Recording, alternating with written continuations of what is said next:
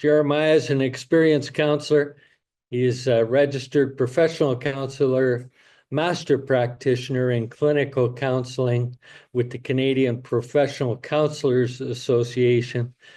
The Canadian Professional Counselors Association, in case you didn't know, is a nationally recognized organization of independent, self-regulated, nonprofit organization. And Jeremiah is involved with them through, I think, the national president for the CPCA counseling program, and is also affiliated as a counseling therapist with ACTA. He's trained in almost 20 different counseling approaches, covering over 35 counseling issues. With all that skill and 5 children at home, it's hard to believe he has any spare time. But I understand Jeremiah is quite the guitar player. Sadly, Zoom is not the best venue for a little recital, so we may have to have him back sometime in 2025 and get him here to bring his guitar with him. So we're going to have to stay on topic tonight. In our exercise program at the Thrive Center, we had t-shirts made up that read, "Not just surviving, but thriving." And a lot of us here tonight are living with prostate cancer day to day, whether it's the gentlemen or their partners. So I'm looking forward to hearing new ways to thrive beyond the prostate cancer diagnosis. All right. And so thank you so much for joining. It's good to see everyone here tonight, and those joining online as well. Glad you could join us as well. And any future viewers who are just checking out this video, hopefully this will be beneficial to you tonight. One of the biggest challenges, of course, is what's not to talk about when we're dealing with the challenges of something like living with prostate cancer and trying to thrive beyond diagnosis. So I've kind of have a little bit of, for lack of a better term, a little bit of everything. And so by all means, it may prop up questions. But one of the things that was on my heart when I went out for coffee originally with Richard, and he was sharing the vision with PROSTAID Calgary, was just, just sharing about that and just starting to think about some things of, when he asked if I'd be willing to speak, what are some things to share with it? So that's part of the therapist challenge, is what some things, may be too simple, other things might be too complex. So I've tried to kind of bring some application, but maybe also a little bit of vision to be able to share tonight with everyone who is dealing with prostate cancer tonight, and or any other secondary, thirdary issues that happen with it. Also, we'll be focusing a lot too on family members as well, because many of you may have a partner, that is also trying to figure this journey out, which is where I've aptly titled it, "Now What? What do I do with this thing called prostate cancer?" Some of you might remember, hopefully this won't trigger anybody too much, but many of you may remember that day when I discovered I had prostate cancer. What did I think about this diagnosis? What did I feel about this diagnosis? What did my partner family say, think, and feel? And ultimately, at the end of the day, and now what? See, maybe I was just retired, or I was just about to retire. Now what? Since when, as a guy, have I maybe been even, because I'm talking about these things called feelings already. Where is he going with this? When have I been in touch with my emotions? And now my wife tells me she feels shut out. Well, now what? I've been trying to open up to my wife, and now she's shut down. Now what? My new meds may prolong my life, but now I'm impotent.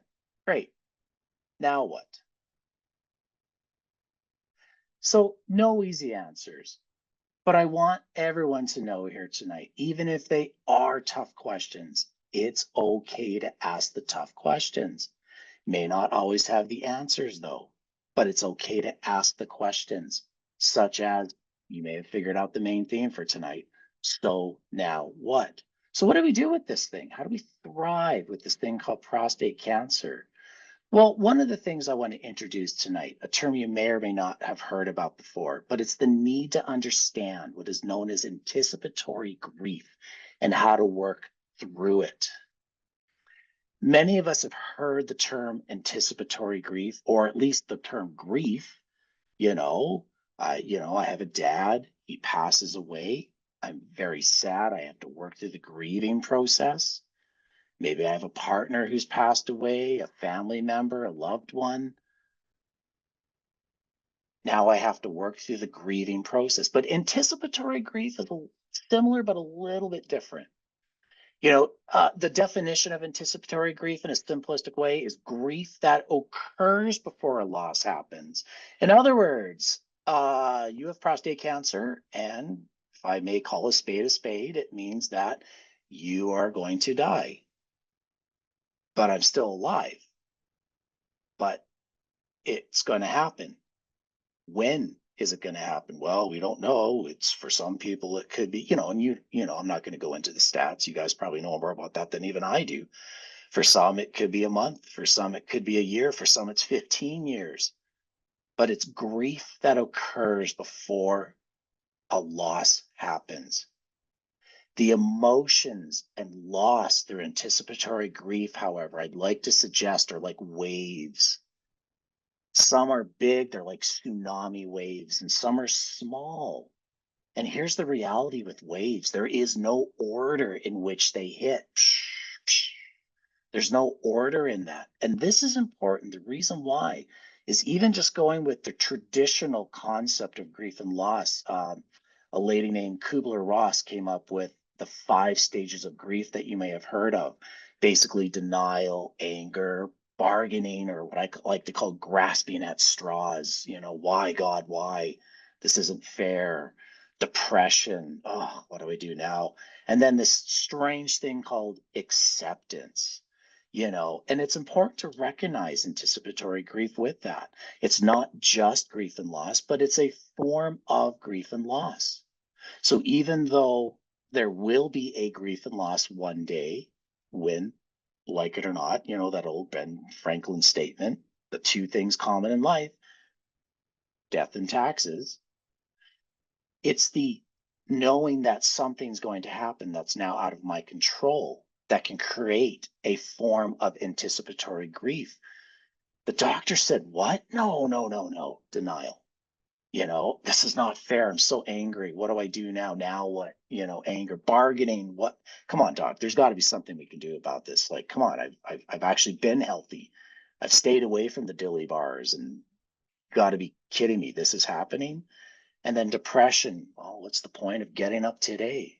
Can't go to work anyways. So whatever. I'm feeling like garbage thanks to the meds they're giving me now. And then acceptance.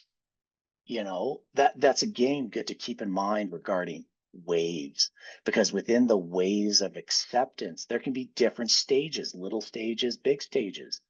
My hope would be that everyone could get to a place to where I accept that I have this terminally ill thing called prostate cancer. Well, if that's you need to talk to me, and let's learn some stuff. And you should actually be sharing next time in one of these sessions of how you were able to accept it and continue on with it in a positive way. But many of us, when we deal with different things, even beyond prostate cancer, it's a hard place. All right, I accept the doctor said it. I can't deny it anymore. And that's a form of acceptance. But to actually be okay with it, I don't know if there's really such a thing sometimes. But can I maybe learn to be content or figure out how to thrive in it? That's kind of what we're talking about, isn't it? So this is where we got to figure out, how do we work through these things called anticipatory grief? This is where I would like to suggest, and this came from when I actually went for coffee with Richard. I was like, as soon as he said this, I was like, that's what I'm going to talk on tonight, because I love the name. that he told me about within PROSTAID Calgary. You see, men with prostate cancer need to become warriors. All right. I want to stir you up a little bit tonight, men, if that's okay, if I can stir anything up tonight, because a person who is part or belongs to PROSTAID Calgary is called a warrior. And I love that title. All right. It's a powerful title. And we have to be warriors. But before we talk about warriors, let's figure out what is a warrior. How do I become a warrior? Well, we got to look at the good old fashioned Merriam-Webster. And number one, this is a person who is engaged or experienced in warfare. Now, many of you are engaged in dealing with or figuring out this thing of prostate cancer, but many of you may not be experienced yet in how to do warfare, in being a warrior, to be experienced in the warfare of prostate cancer. Some of you might be, some of you may not.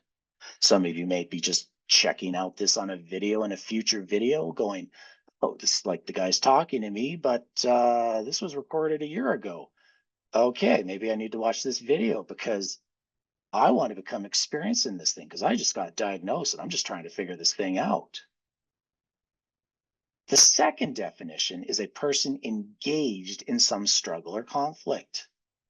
Well, that's why we're here, right? Because there's a struggle, there is a conflict in this war called prostate cancer, or even just cancer in itself, in whatever variations it has progressed, for lack of a better term, throughout the years.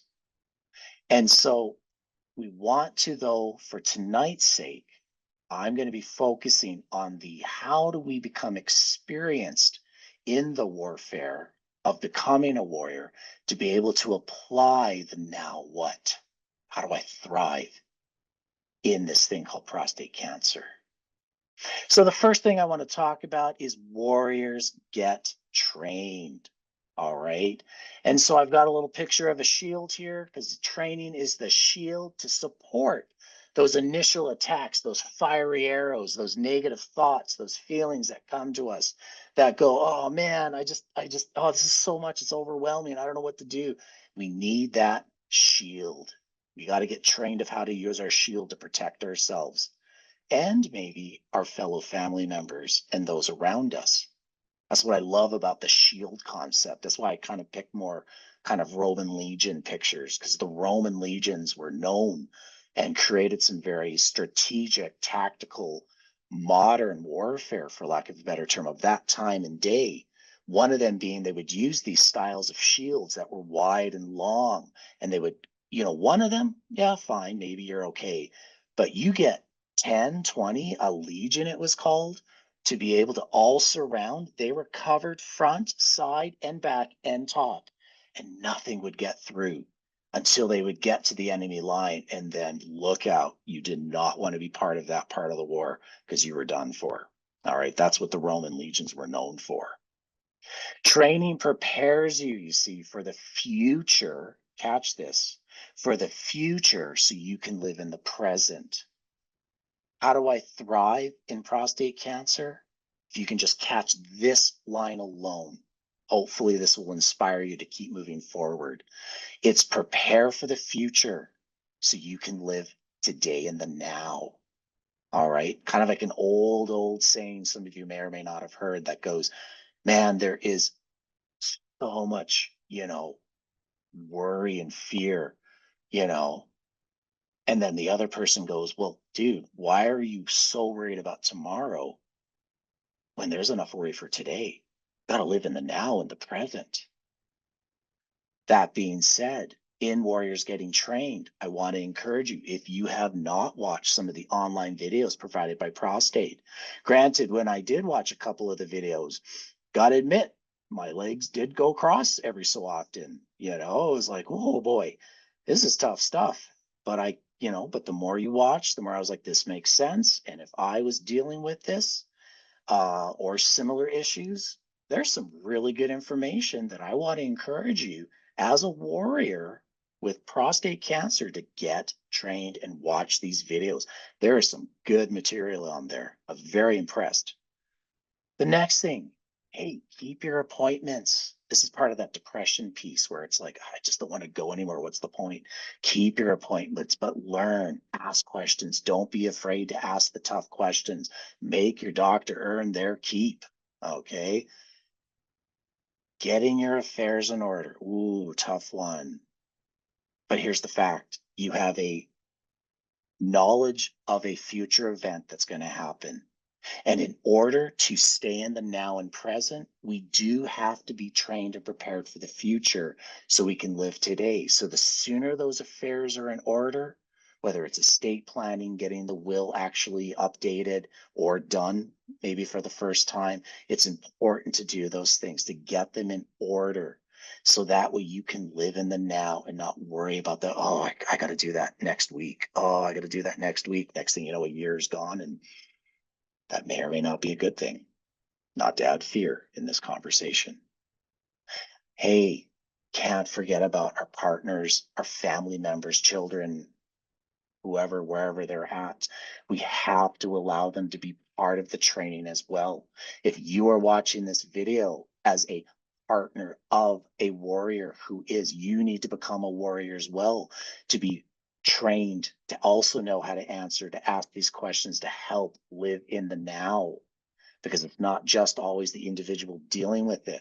It could be the other person, your partner, that's also just having a hard time grasping with this. What do I do? Well, what happens when this, oh my gosh, everything as a child, yeah, we'll deal with it one day. But as an adult in the present, dealing with it now, easier said than done sometimes. But we got to allow everyone to be part of this.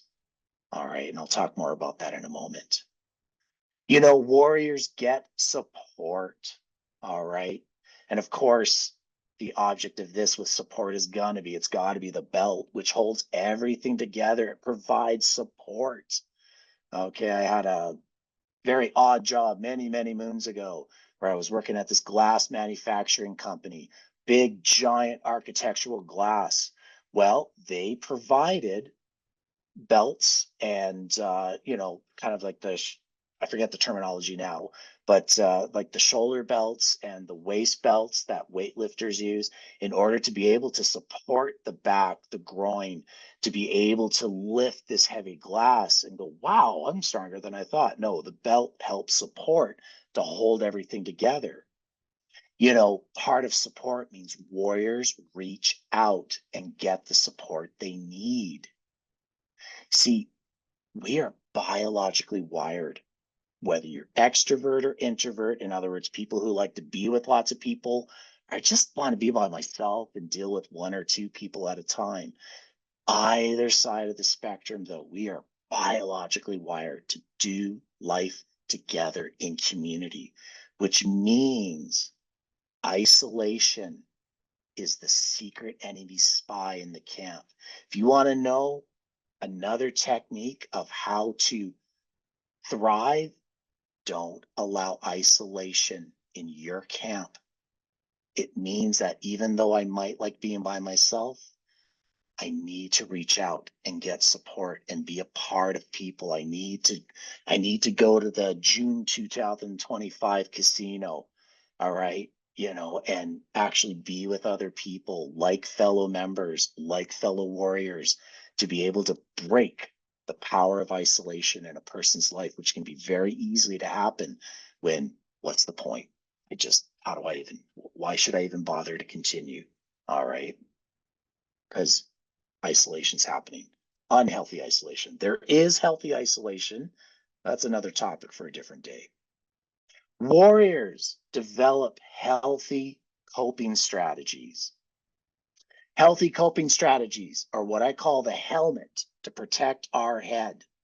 In other words, specifically, what is often known as the prefrontal cortex, our thinking logical side, which the majority of men biologically and statistically tend to develop quite often. Okay. And we will talk a little bit about the limbic system, which is the emotion part, in a moment, but I want to just focus on this top part.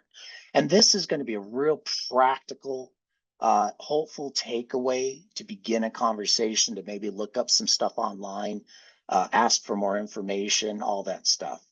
Which, when we talk about our thoughts, I got a picture here of a washing machine that's spinning around. You see, I want you to think of a thought like that's running in your brain and it's beginning to go out of control. Oh my gosh, I got prostate cancer. When's going to happen? What am I going to do? What am I going to, see, this is the kind of thought that when you lie down at night, your brain goes on spin cycle. And if you're not on spin cycle, I can almost guarantee your partner is on spin cycle. What's going to happen? Oh my gosh, how long does he have? And when is this going to happen? And I mean, what am I going to do now? Spin cycle. What do we do with these out of control thoughts so I can thrive in this challenging circumstance? Well, we need to learn first and foremost how to challenge these thoughts. One of the ways that within therapy that has been proven over and over again to help support that, one of many strategies, but the one that I like to share when I do these kind of presentations is what is known as Socratic thinking. There's good old Socrates, Socrates, thinking. He was a thinker and he asked a lot of questions, which is where this concept came from, out of what is now traditionally known as cognitive behavioral therapy. Within cognitive behavioral therapy, Socratic thinking is a way to slow down our thoughts. In other words, if I take out my brain, see my brain right here, and it's spinning around, it's going on a curl, I got to go, whoa, whoa, whoa, whoa, slow down, slow down, slow down my thoughts. Think things through so I'm not making rash, impulsive decisions. Slow it down. Okay, we're calm, we're good. And then we got to challenge our thoughts. Once we're good, then I can pop my brain back in. And now I can logically function. I can think things through, see more clearly, make wiser decisions. So how do we do this? What are we talking about? Socratic thinking. How do I challenge these thoughts? Well, a couple different questions. Depending, this is just a few ideas I thought of. May or may not be relevant to you or not, depending where you're at in your journey of this. But example number one is, how do I tell my wife I've been diagnosed with prostate cancer and I may not live for another year, or maybe it's 10 years, man, how do I even say it? I'm even trying to process myself. Maybe you have a different one. And how do I tell my partner I'm just not able to get an erection, thanks to the meds, thanks to just wherever I'm at in life. And I just don't feel like a real man anymore. I don't want to tell other guys I don't feel like a real man anymore. This is embarrassing. This hurt. Oh man, the shame that can happen on a man with this, where then we isolate. No, we got to challenge those thoughts so we can get out of that isolation. The other question that I have here that you're seeing is the third example. And maybe this is a partner question or a family member question. How do I have a relationship with my diagnosed partner? And when tomorrow, I don't know, he says 10 years, but the doctor said maybe a month, maybe a year. How do I have this relationship with my partner when tomorrow could be his last day? I am so terrified of that. What do I do? That's a very good thought to challenge and question, or to question and challenge. So one of the ways we can do that is, again, as I said, is Socratic thinking. And this is just a few samples of some of these questions. You can write down, watch the PowerPoint, watch the replay afterwards, and then you can write it down, and there's way more than this. This is just kind of what I felt was appropriate for specifically if someone was dealing with prostate cancer, I would probably give them some of these questions for consideration. What is the evidence for this thought? And a lot of times they have like two parts, like what's the evidence against it? When we look at the partner question, it's like, how do I have a relationship when they might be dead tomorrow or 10 years from now? What's the evidence? Well, I just said that he was given the diagnosis of prostate cancer, but what's the evidence against it? We don't know it's going to be tomorrow. It could be maybe a month, a year, Could it be 15 years with hopeful ongoing advances within the medical community? We have to challenge those thoughts. What's the evidence against it? To look at things in a different way. Am I looking at all the evidence or just what supports my thoughts? Oh, I'm dead. What's the point of moving on? Well, I might as well just give up. No. Am I looking at all the evidence? There is huge shift within the medical community in the last 10 to 20 years from my current understanding compared to where it was back in the day. Good. You know, I'm in my 50s, so that's good news for me. God forbid, should I become part of a stat that I hope I don't, but I can't be naive either.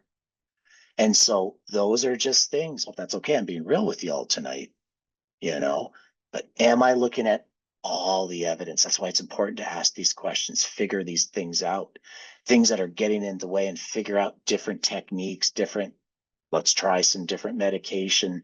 And if it's not working, but I have to be careful that it's not just what supports my thought, because that's where we can often, what's called a cognitive distortion. We often distort that, hey, I'm still alive today and I need to do the best of what I can, even though I might feel like crap today. Is this thought, here's another one, is this thought black and white? We certainly have had a lot of black and white thinking with the last American election. Oh yeah, got to vote Democrat. Oh, got to vote Republican. You know, Trump, Trump, Trump. Come on, come on. I don't care. Is your decision for when our next election comes up, hopefully sooner than later, as they would say. Oh, little political bias there coming out. My bad. Is this thought black and white when reality is way more complicated? Well, the doctor says I'm going to die, so I guess that's it. No, this is complicated stuff. There's a lot more. And some of you may be in this viewing that have been around for more than a year or two or three or four or five and going, yeah, I mean, I deal with clients all the time who, I don't know what to do. Well, what do you mean? My parent was diagnosed with terminal cancer 15 years ago and they're still going. A month later, they come in. So what happened? They died. Wow. So these are realities that happen. But boy, I'll tell you, my hope would be that could I have redeemed as much time as I can in the best way possible without being so worried about tomorrow, because today again has enough worries of its own. Another one, am I having this thought out of habit, or do the facts support it? That's a good question to ask, because sometimes, even prior to diagnosis, pre-diagnosis, I may have been just one of those people who just was a hypochondriac. Maybe I did have thoughts where, out of habit, oh, that's it. Everything's over. What's the point of playing the game? What's the point of watching the rest of this game? What's the point of watching Mike Tyson? Oh, guilty confession, I watched the game. Oh, that I might need counseling for that one. Okay, sad, but we'll move on from that. Am I having this thought out of habit, or do the facts support it? Hey, the doctor did say, maybe it is the actual terminal definition. Oh boy. But we also have facts that state that not everyone, some will pass on sooner than what we had hoped for, and others keep going on that we don't understand. But it's important to challenge those thoughts so that we can redeem the time that is given, whatever that time is. Moving on, warriors take responsibility. Here we go. This might be tougher for the men. The women, the majority might go, oh yeah, talk about this, Jeremiah. I need my guy to get this. Well, I'm just going to introduce a concept. But warriors take responsibility for their primary emotions, not secondary emotions, because there's hundreds of secondary emotions. And as we're about to learn, I just like to keep things simple. So primary emotion simplifies it. It gets to the root issue. And the breastplate is what I call, that's the guard for our heart. That's the armor for our heart. by utilizing and understanding and applying primary emotions. So when warriors take responsibility for their primary emotions, first and foremost, warriors must, I'm sorry to say, you can't go around it, you can't go over it, you can't go under it. You must go through the emotional loss of the diagnosis. Henceforth, anticipatory grief. We are going to have to go through that grief, anger, denial, depression. Ugh. We got to go through it. And it's going to be in different ways, different intensities, different days, not in that exact order either all the time. But we got to go through it. And it is a loss. It's an emotional loss. Primary emotions, what are we talking about? The main primary emotions, depending on what literature is read or understood by the quote, quote, experts out there, are primarily hurt, fear, anger, shame, loss and rejection, sadness and despair. Surprise, guess what I came home with? And joy. Ooh, that's a tough one. That's the one that's my hope for all people who are, when I'm dealing with health, specifically health and emotional issues, is, if you had joy, probably wouldn't be here. But we do need to cultivate joy to give us hope for that future, to live in the present, to be able to thrive with prostate cancer. But here's the thing. Why are we talking about emotions? Now I want to clarify. I'm not talking about feelings. Oh, no. That just puts a shiver down my spine as a guy's guy, an Alberta boy kind of guy. I'm talking about emotions from a male perspective tonight. That is a way to understand what's happening, not just in our prefrontal cortex that we just talked about, but also what's called the limbic system, which is our emotion center, and to be able to learn how to take responsibility and accountability for what's happening so we can go through this emotional loss more effectively. I want to briefly talk about, before I go into how do we do this, I just want to briefly touch base on depression, anxiety, because they are huge topics for today's world and society. And of course, depression is often one of the 5 stages of loss that we have to go through. Anxiety, although it's not technically there are other forms of grief and loss that include anxiety. But the way I like to look at it is this way. Depression and anxiety are actually both outcomes of unresolved primary emotions.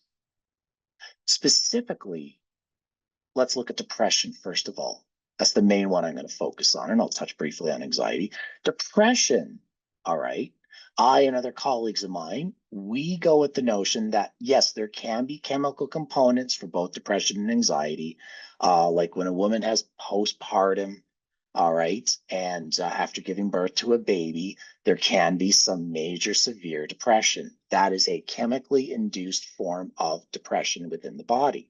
And then hopefully up to somewhere generally between that 9 to 14 months, maybe 16 or more, it kind of works out of the stream. It's like, okay, I'm sane again, I'm good to go, because that part is now gone.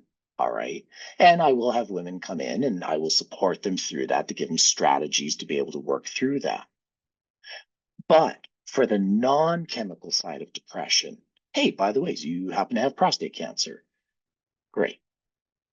See, depression, I'll even add one more before I talk about it.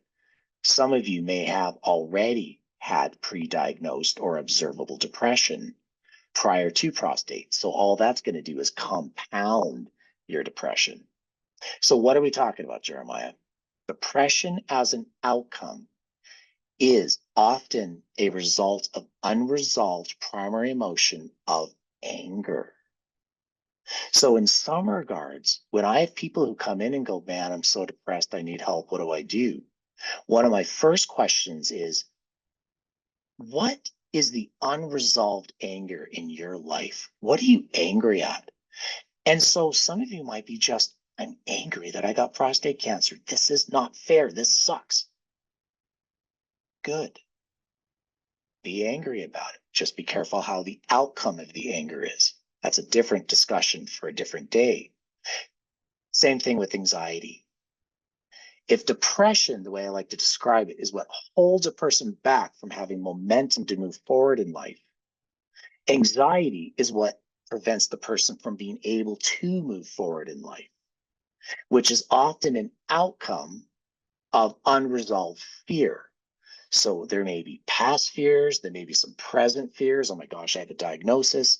There may be future fears. When is this going to happen? When's the end date, doc? I'm sorry, we just don't know. We have an idea of maybe when it could happen, but many of them just don't and can't be specific with it. All right, because they're practicing medicine, with all due respect to the medical community. So anxiety is often that outcome of unresolved fear, which means I need to also work on my fear. So if you are an individual who is watching this, who is struggling with anxiety, one of the ways to help thrive with this prostate cancer is to be able to deal with the fear of prostate cancer in order to challenge it and to be able to move forward in it, to create momentum in your life, to do the things you want to do on a regular basis, day to day. This is where neuroscience, or what I call the scientific power of naming our emotions to self-regulate, is so powerful. But I want to be mindful, this is not a miracle cure. But neuroscience in the last, I'll say 20, 30 years, has recognized simply this. When I even just speak, or if I write, most guys don't like to write. Some do, but not everyone. But even when I speak, I'm so angry at this diagnosis, and I'm so terrified of what the future holds. What actually happens in our brain is the parts of our brain on fire that are high up here in emotion, just by naming it and saying it out loud, getting to the root issue, it lowers it down. Now, the reason why I say it's not a miracle cure is that quite often I still have to work through what I am working through emotionally, all right? But it might be the one thing that prevents me from saying or doing something I regret, whether it's a personal negative choice or whether it's something I say or do to my partner or family that brings harm, and now we're in crisis because even forget the prostate cancer, everything else is exploding in life. Just naming it can help us to self-regulate. That's a very powerful skill to live with and to work through on a day-to-day basis to live life. Dealing with primary emotions supports self-regulation. It also humanizes your situation that you're dealing with. It also will support your situation with your family partner. Honey, what's going on? I'm just really fighting a lot of fear today. All right, let's work that through. Let's maybe it's time to go see the doctor again, or talk, find a therapist that you can find a good, healthy therapeutic rapport with, and talk about this stuff, work on some strategies to cognitively challenge and to emotionally regulate. See, I view the reason why I talk about both head and what some might call heart, or the emotions, is because if I'm just focusing on one or just the other, technically, I wonder if that means that we're actually only dealing with life in a half-brained way. And I want everyone here tonight to begin to consider, maybe it's time we start walking in our whole brain and be whole-brained and work in a whole-brained approach, so we can be logical and caring and succeed to the best of our ability with the time left with this thing called prostate cancer. Warriors leave no man left behind. You need strong, solid footwear to create not only personal momentum, but also to be able to support the team, your fellow brothers or family members. In other words, when we leave no man left behind, this is individually and also within our community. We have to do both. Because if it's just individual, it can lead to isolation. If it's just community, we forget about those around us, or I still have to create healthy self-care in my life. We got to do both. We got to learn how to do both. As a reminder, you are not in this alone. This is leaving no man behind. You're not alone. Come out to the next group, man. Come watch this video. Go to the casino. Go to the next event that's coming up. Unless you choose to be. Your choice. I'm not here to make you do anything. I can't make you do anything, but maybe I can influence you to go, maybe I'll take one step and move forward. And again, this also includes partners and family members. This is not just for the men here tonight. This also, leaving no man left behind, supports finding purpose for life. How do I move forward? How do I proceed with this? How do I go, what now? Find purpose. This could be with partner. This could be finding purpose with your children, your grandchildren. Maybe there's some bucket lists that need to be pulled out, things that you thought I'd never do, but maybe you have some time to do it now, or look at creative ways to do it. Maybe there's stories to write down so you can maybe create some as well momentum and legacy. You got to find what's going to work for you. Everyone's going to be a little bit different. I'm just trying to give some creative ideas, but you're going to have to be the one to figure out, what is it that I need to do to figure out some purpose for life? Yes, there are going to be. That's why we got to put our boots on. Bootstraps up, if you've heard that term before, if you've been part of the Army. There will be ups and downs. This is a process, not a destination. What's ironic about that statement is statistically, the majority of men tend to think in a way where they go from point A to point B. All right. When I drive from Calgary and I visit my mom up in Edmonton, it's not, oh, look at that nice place, we should visit there. No, it's, I must get to Edmonton, and can I make it under 2 hours without getting a ticket? Because we often are very destination minded. But part of how to thrive with prostate cancer is to start walking in the process, in the journey, one day at a time, in as healthiest way as possible for what we're able to do for the day. We need to intentionally, as I keep mentioning, connect to other warriors to break the unhealthy practice of isolation. Warriors strategize and take action. Got a couple different weapons here because you need the right weapon for your fight. We got some modern warfare. We got some modernized good old archery, bow and arrow. We got the sword. If it was Arnold Schwarzenegger, it'd be a 20mm Uzi, or however he says that. Hey, what's your plan of attack, warrior? What's the one thing tonight that I can take away with and begin to apply in my life tonight?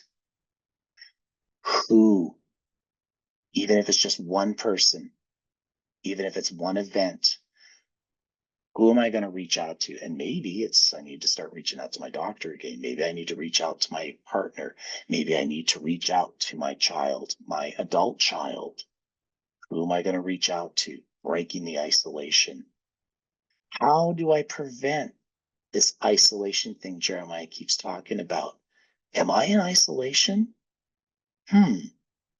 Honey, am I in isolation? Oh, yeah.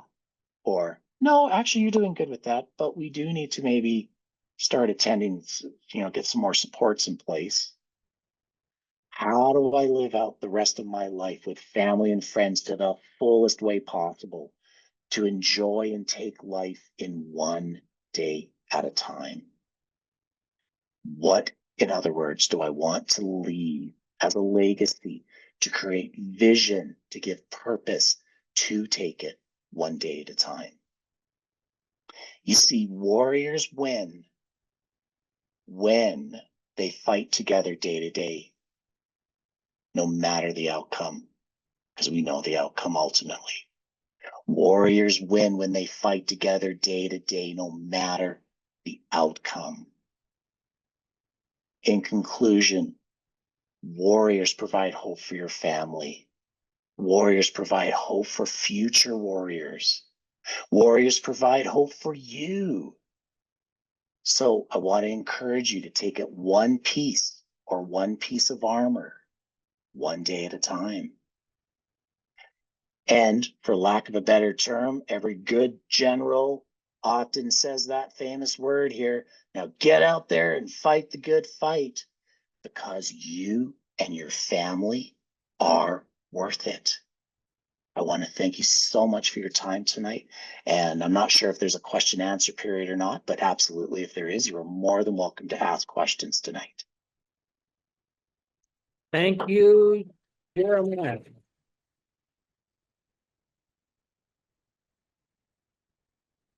Some very powerful thoughts there. And I want to thank you for sharing it. Every time we do a presentation, I always learn something new. Something.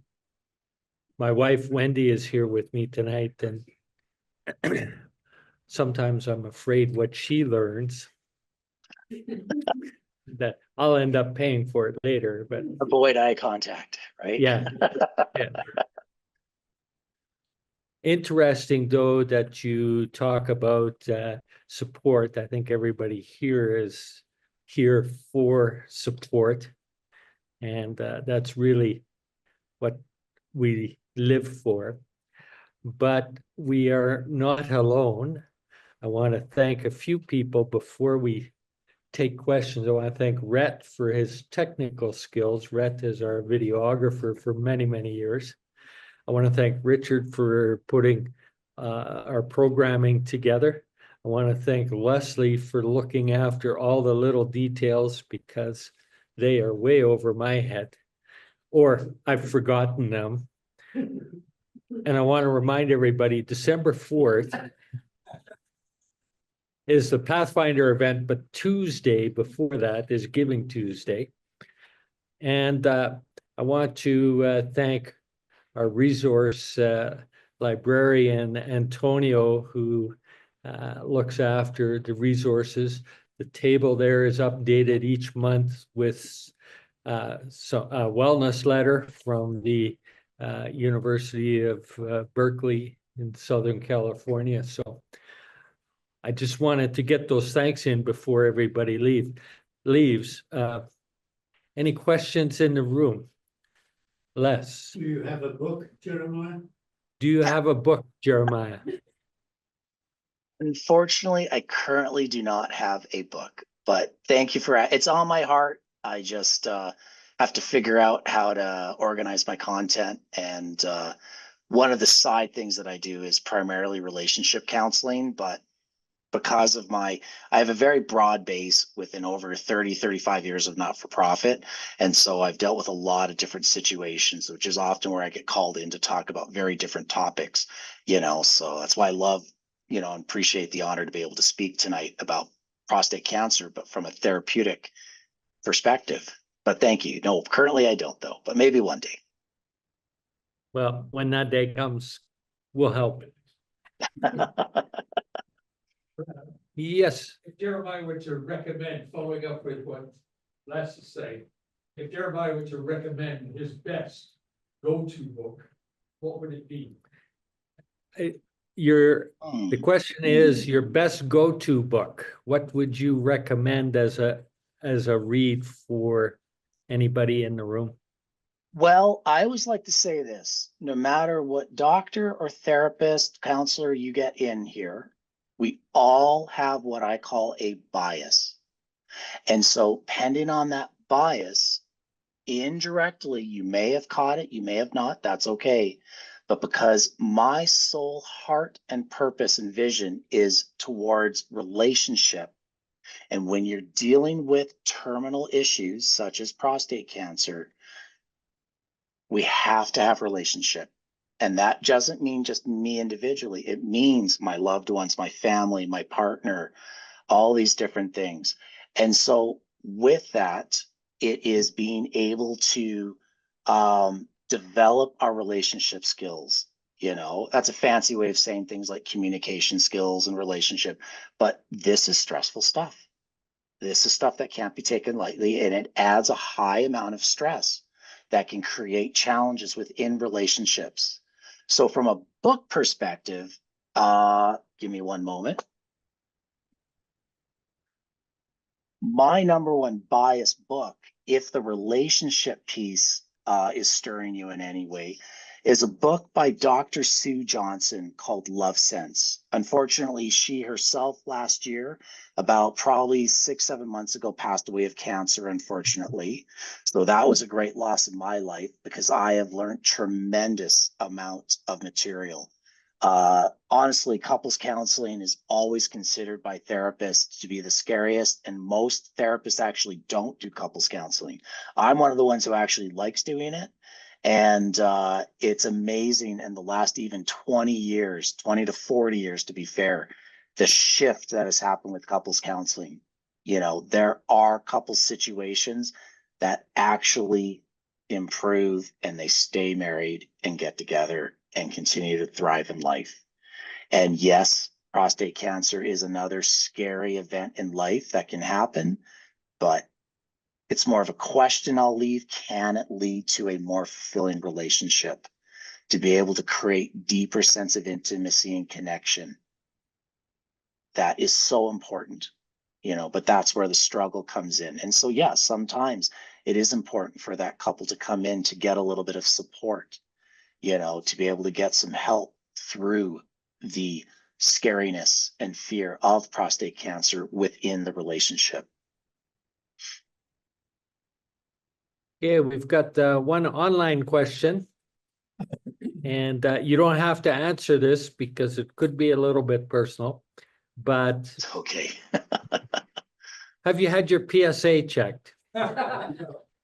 I will be. Yes. Neil, I actually, my doctor gave me the exam actually, just because I'm in my 50s now. And Yes. he's actually there. And I want to add as well, if there are members or other family members who are watching this, the reality is too, you should be getting a regular prostate exam as well. But many men struggle and do have a very difficult time because of the muscles within the anal area to be able to have a proper prostate exam. And all I can say to this is that is where I often will recommend it and refer people to see a pelvic therapist, because a pelvic therapist can actually support you to have a proper prostate exam and do it properly. Not all men deal with it, but some men do deal with it. So they avoid it, and henceforth they could have avoided and been diagnosed earlier rather than later. So very important. Great question.